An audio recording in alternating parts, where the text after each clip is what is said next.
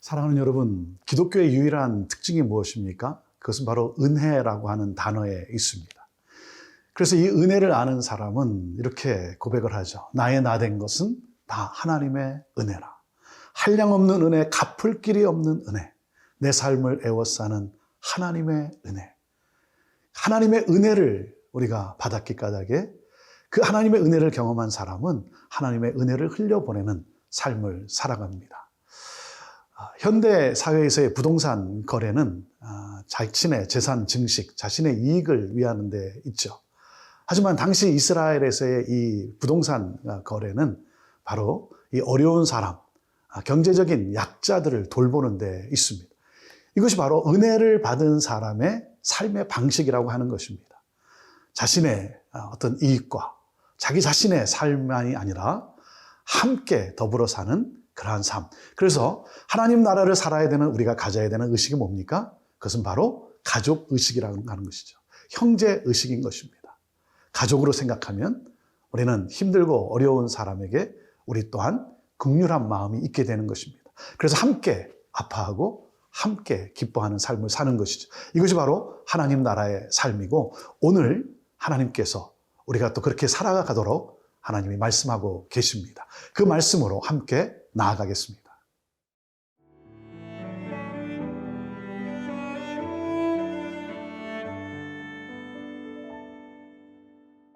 레위기 25장 23절에서 38절 말씀입니다. 토지를 영구히 팔지 말 것은 토지는 다 내 것임이니라. 너희는 거류민이요 동거하는 자로서 나와 함께 있느니라.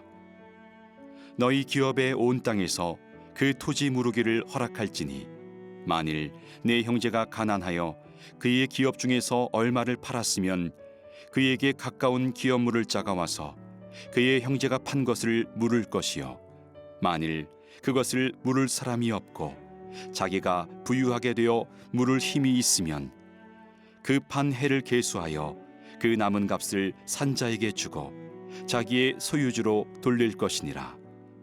그러나 자기가 물을 힘이 없으면 그 판 것이 희년에 이르기까지 산자의 손에 있다가 희년에 이르러 돌아올지니 그것이 곧 그의 기업으로 돌아갈 것이니라.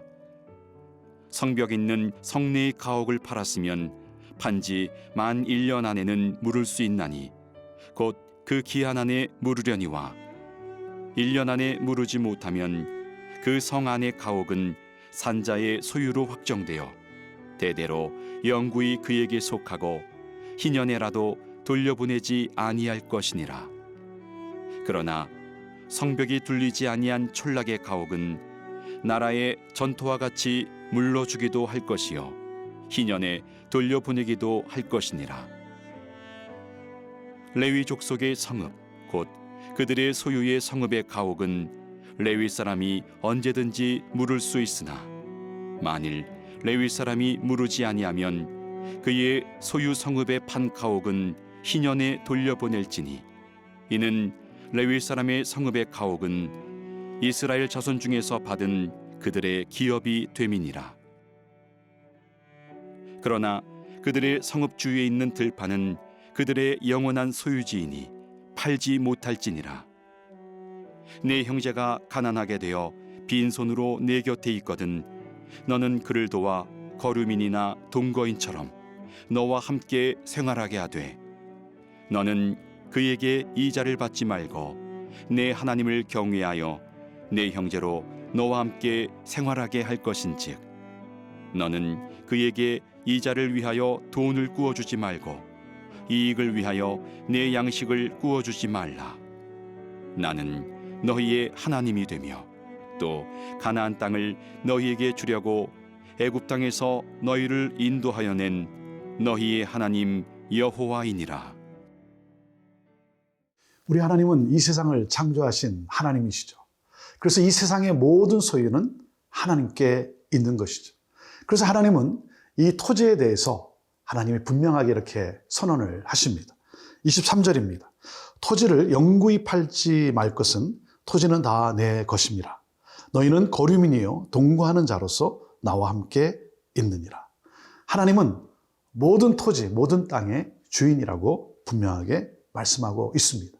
그러므로 말미암아 누구도 이 땅의 소유권, 내게 이것이 소유권이 있다라고 주장하지 못하게 하나님이 그렇게 말씀하신 것이죠. 그렇기 때문에 하나님은 그 토지에 대해서 이제 사고 파는 토지에 관계된 그 일에 대해서 하나님이 말씀하시는데, 하나님이 주신 그 제도가 하나가 있는데 그것이 뭐냐면 바로 고엘 제도라고 하는 것입니다. 자, 24절 말씀을 보면 너희 기업의 온 땅에서 그 토지 무르기를 허락할지니 만일 내 형제가 가난하여 그의 기업 중에서 얼마를 팔았으면 그에게 가까운 기업 물을 자가 와서 그 형제가 판 것을 물을 것이요. 26절 만일 그것을 물을 사람이 없고 자기가 부유하게 되어 물을 힘이 있으면 27절 그 판 해를 계수하여 그 남은 값을 산 자에게 주고 자기의 소유지로 돌릴 것이니라 그랬습니다. 이 고엘 제도라고 하는 이 고엘이라는 뜻은 무슨 뜻입니까? 무르는 자, 속량하는 자, 구속자라고 하는 그러한 뜻이 있죠. 그래서 사물이나 또 그런가 하면 사람까지도 물을 수 있도록, 속량해 줄 수 있도록 하나님은 제도를 마련하셨습니다. 그래서 이 고엘 제도는 빚을 갚아주는, 다시 말해서 신분을 회복해주고 그 소유가 회복될 수 있도록 도와주는 그러한 고엘 제도이고요. 또 그런가 하면 그 자녀를 이을 수 있는, 혈통을 이을 그 의무로서 이 고엘 제도를 하나님은 허락하셨습니다. 그리고 또 형제나 친족이 억울한 일을 당하고 그래서 피해를 봤을 때 그것을 보복하는 피해 보복자로서의 이 고엘 제도가 있습니다. 하나님은 오늘 이 땅에 대한 이 고엘 제도를 말씀하셨습니다. 땅은 그 누구도 영원토록 소유할 수 없다는 것이죠. 그래서 누군가 형제나 친족이, 가까운 형제나 친족이 그것을 물을 수 있도록 하셨습니다. 그래서 그 빚을 갚으면 돌려주어야 한다는 것이죠. 결코 영원토록 그 토지가 내 소유가 아니라고 하는 것입니다. 또 그런가 하면 자신이 부유하게 돼서 그것을 갚음으로 말미암아 그것을 다시 회복할 수 있게 되었고요. 그러지 못하면 희년까지 기다렸다가 희년이 되면 다시 돌려주어야 한다는 것입니다. 하나님께서 우리에게 주시는 메시지가 무엇입니까? 그것은 바로 우리가 이 청지기 의식을 가져야 한다는 것입니다. 이 모든 소유는 하나님의 것이고 우리는 누구라고 하는 것입니까? 우리는 그 하나님의 것을 맡아서 우리는 관리하는 그러한 청지기의 삶이라고 하는 것입니다. 하나님께서 나에게 맡겨주신 것이지 그것이 나의 소유가 아니라고 하는 것이죠. 그래서 이 땅의 주인은, 땅을 산 그 주인은 어떤 생각을 가지고 있어야 되는 겁니까? 그것은 땅의 주인은 하나님으로부터 땅을 경작하도록 소작인 바로 내가 그러한 농부다라고 하는 사실입니다. 청지기 의식입니다. 하나님께서 나에게 맡겨주셨습니다. 그 맡겨주신 것을 내가 잘 관리하고 그래서 내가 그것이 정말 축복이 되도록 삶을 살아가는 것, 여기에 바로 하나님의 평강이 있고 행복이 있고 이것이 바로 우리가 살아가는 이 세상에서 누리는 복된 삶이라고 하는 것입니다. 사랑하는 여러분, 오늘 내게 주어진 것은 하나님이 나에게 맡겨주신 것입니다. 우리가 이 자각과 이 믿음이 있을 때 우리는 자유할 수 있고 우리는 행복할 수 있고 우리는 서로를 돌아볼 수 있으며 우리는 복된 삶을 살아갈 수가 있는 것입니다. 그러한 삶을 살아가는 저와 여러분 모두가 되기를 바랍니다.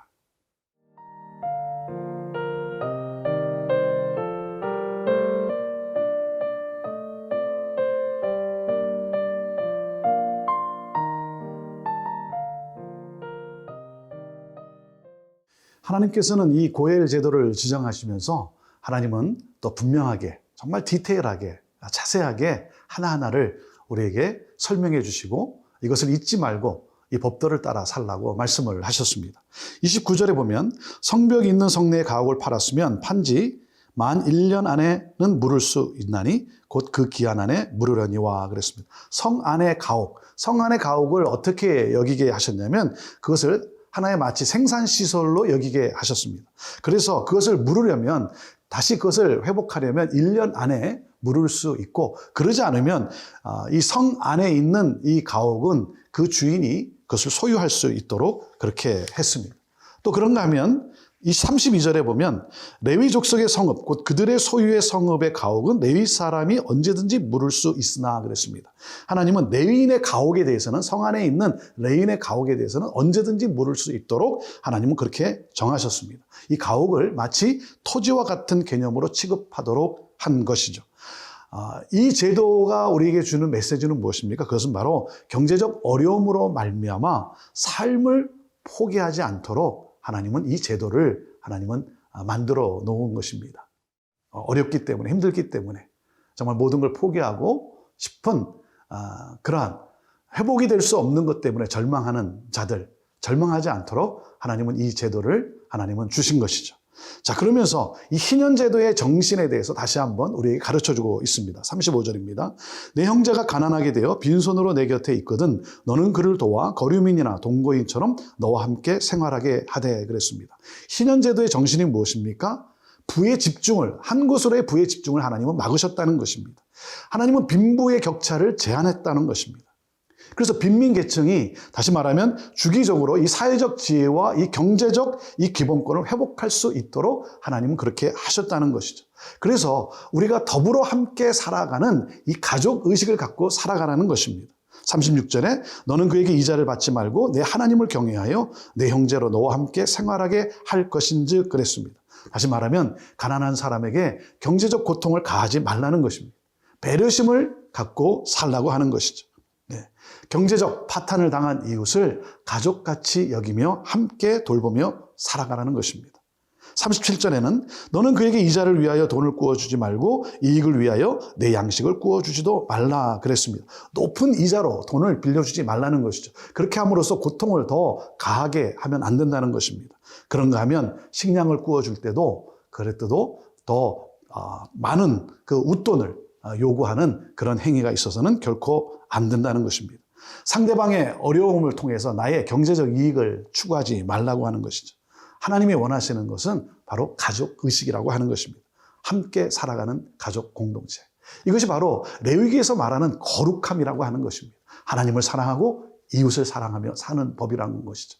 왜 하나님은 이 고엘 제도와 함께 하나님은 이 말씀을 우리에게 명하셨습니까? 38절 보십시오. 나는 너희의 하나님이 되며 또 가나안 땅을 너희에게 주려고 애굽 땅에서 너희를 인도하여 낸 너희의 하나님 여호와이니라. 하나님께서 당신의 은혜로 예수 그리스도로 말미암아 우리를 애굽 땅에서 노예에서 건져내서 자유케 하신 것처럼 우리를 죄와 사망에서 우리를 자유케 하셨습니다. 사랑하는 여러분, 예수 그리스도께서 우리의 고엘이 되어 주신 것입니다. 자신의 목숨을 내어주심으로 말미암아 우리의 생명을 되찾게 해 주셨습니다. 우리는 그 은혜를 받은 자 아닙니까? 하나님의 오직 은혜로 말미암아 예수 그리스도를 믿음으로 그 은혜를 받은 우리들, 사랑하는 여러분, 우리가 서로를 대할 때 형제의식, 가족의식을 가지고 우리는 청지기로서 하나님으로부터 맡김을 받은 자로서 오늘도 은혜를 흘려보내는 삶, 거기에 하나님의 놀라운 기쁨과 평강이 넘치게 될 것입니다. 오늘도 하나님의 말씀을 따라 살아가는 복된 삶을 살아가는 여러분으로 말미암아 수많은 사람들이 살아나는 생명을 가져다주는 삶을 살아가게 되기를 주님의 이름으로 축복합니다. 기도하겠습니다. 하나님, 하나님의 놀라운 은혜, 나의 나된 것이 다 하나님의 은혜임을 고백하면서 오늘도 은혜를 흘려보내는, 특별히 약자와 함께 같이 아파하고 고통하며 하나님 눈물 흘린 자라와 함께 눈물 흘리며 그들의 삶을 위로하고 그들의 삶이 회복되는 일에 기뻐하며 섬기며 나누며 베풀며 살아가는 축복의 통로로서의 삶을 살아가는 우리 모두가 되게 하옵소서. 그러므로 오늘도 하루를 살아갈 때 잘했다, 충성된 종아, 이 음성을 듣는 우리 모두가 되게 하여 주옵소서. 예수님의 이름으로 축복하며 기도합니다. 아멘.